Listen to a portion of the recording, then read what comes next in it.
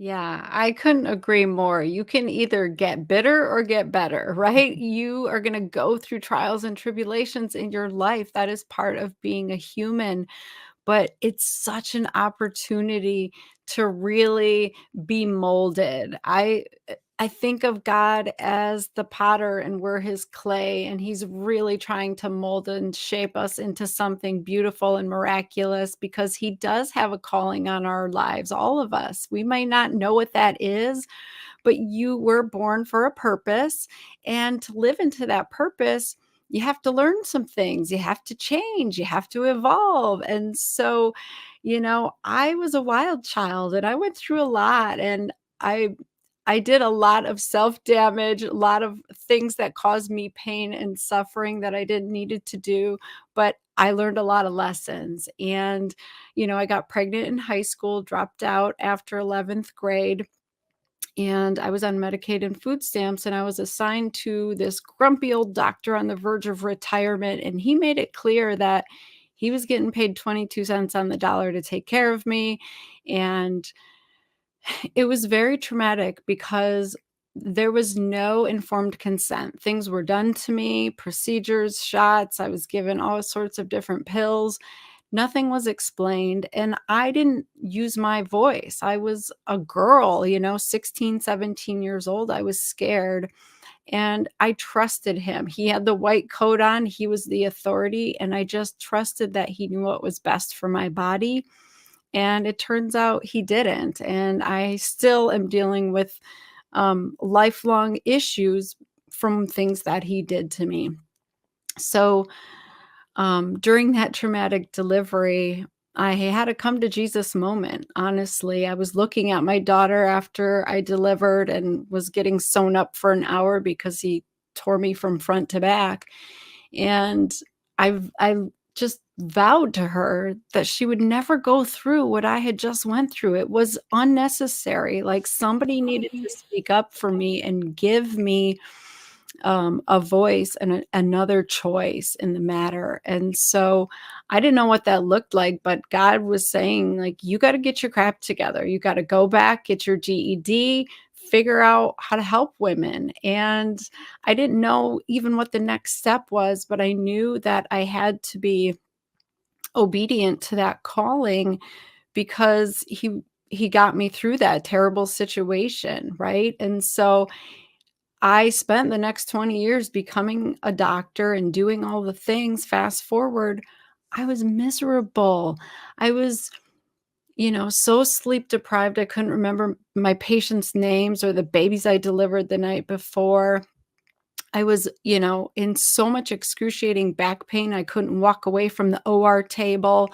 And I was living this miserable life. And I thought that's what God wanted for me. I was serving everyone and doing what he told me to do, but, um, I finally realized, like, this is not what he's called me to do. This is the trap that I have fallen into along the way, and so I'm really excited to be able to share with women that just because something looks like it's supposed to be a certain way on the surface doesn't mean that that's the end of the story, because it really wasn't. That was just the beginning for me. Becoming a doctor was just the beginning. I had to go through this whole health journey and find the world of functional medicine and heal myself and leave that conventional medical space and find the truth about our bodies and God's role in them, and that's my purpose. So that was just like a stepping stone, and thinking back, that's crazy to me because I thought that was the end all be all,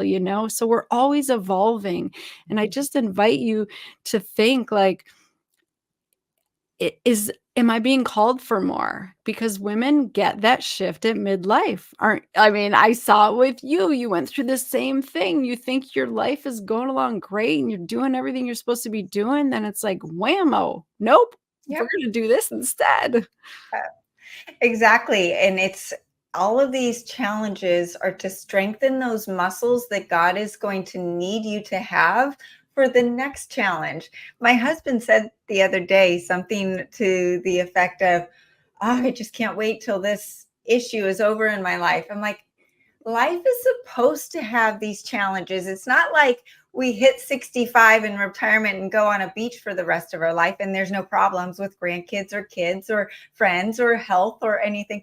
That's not what it's about. It's about getting through these challenges, enjoying the journey, and trusting. And, I've told you my son had leukemia at the age of 9, and I looked into those eyes and I said, I'm not stopping until I heal this boy.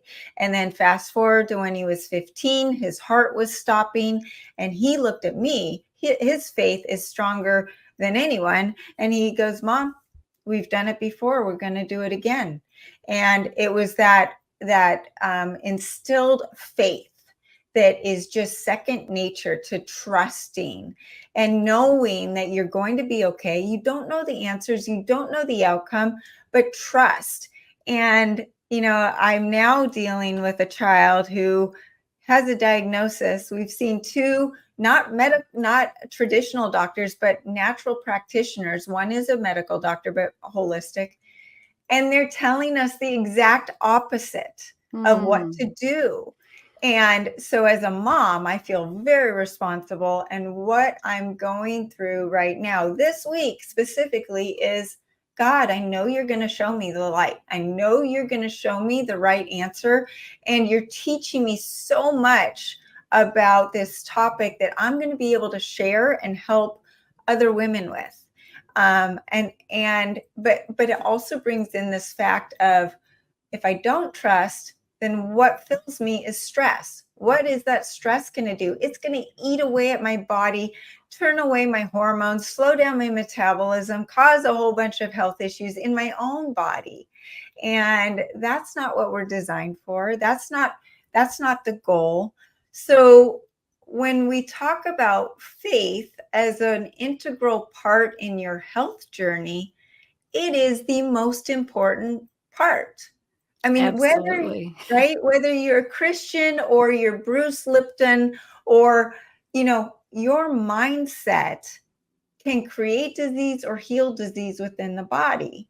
And I've seen so many amazing examples of that just in my own life, where I just see God winking, telling me this is the direction. Here, I'm just going to tell you this next step. I'm not going to tell you the whole journey.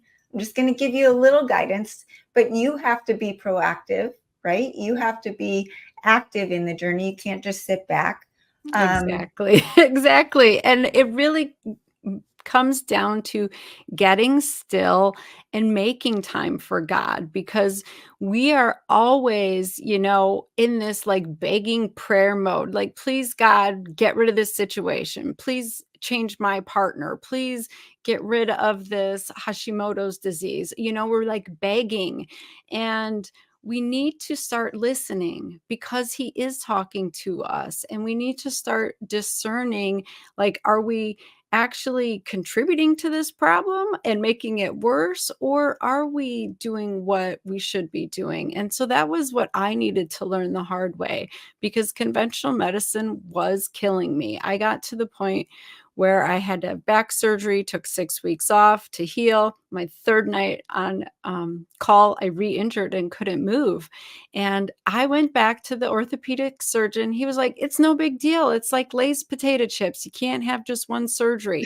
And he wanted to put rods and screws in my back at 40 years old. And that's when I did the unthinkable. And I said, time out. Like, I'm taking 4 months off of work. I'm going to physical therapy, and I'm going to figure this out. And that's when I found this whole world of holistic health and functional medicine that, as a physician, I knew nothing about. I promise you, we do not watch daytime TV. We don't read the books that are out. We don't know about this world of wellness. It was a shock to me listening to Amy Myers talk about gut health and the autoimmune connection, and Mark Hyman talking about how your diet can drive disease. Like, I didn't believe it at first, but I was so desperate that I kept looking. And I finally saw the truth. And once you see the truth, you can't unsee it, right? So I did the unthinkable and I left that world. I'm a girl who comes from nothing. I didn't have health insurance growing up. We lived paycheck to paycheck. Here I am, chief of staff with a very nice salary job, a 401k, all the security that you can imagine, that my family's thinking like, that's unbelievable. How could you even get that? And I gave it all up because I knew it was the right thing to do, because the way I was practicing was not actually helping my patients. I was practicing Band-Aid medicine. They were coming in for their endometriosis surgery every 1 to 2 years. And they were, I was putting them on these medications that was putting them into premature menopause to suspend the endometriosis, and like all of this invasive toxic stuff that was only making things worse. And I couldn't go back to that. I wanted to ask them about their diet and their lifestyle, and how are you, like, interacting with your spouse, and are you connecting with God and living your purpose, or are you miserable? And because honestly, that is medicine. That is truly medicine. And I only came to understand that because God put me in a bed for 7 days and I couldn't get up. All I could do was talk to him. All I could do was say, "Why is this happening? What do you want from me? What am I doing, wrong?" And it's a slippery slope. God doesn't necessarily punish us and bless us according to our actions, right? But I knew that he was trying to get my attention. I knew that I had gone astray. I just felt it in my soul. And I could hear him saying, like, this is not what I wanted for you. I wanted you to help women and be a change agent. I wanted you to be a disruptor. I wanted you to go out and tell the truth. And you don't know what the truth is. So go find it.